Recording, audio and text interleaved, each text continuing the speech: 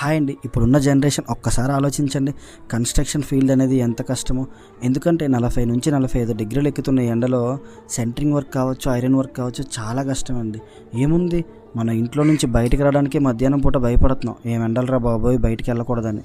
అలాంటిది 42 డిగ్రీల ఎండలో ఈ ఐరన్ షీట్లన్నీ కాలి వాటితో సెంటరింగ్ వర్క్ చేయాలి. ఐరన్ రాడ్లన్నీ వేడెక్కిపోయినా సరే వాటితో వర్క్ చేయాలి. ఇదంతా ఎందుకు చెప్తున్నానంటే అండి, కొంతమంది ఓనర్స్ కన్స్ట్రక్షన్లో చాలా కంగారు పడుతూ ఉంటారండి.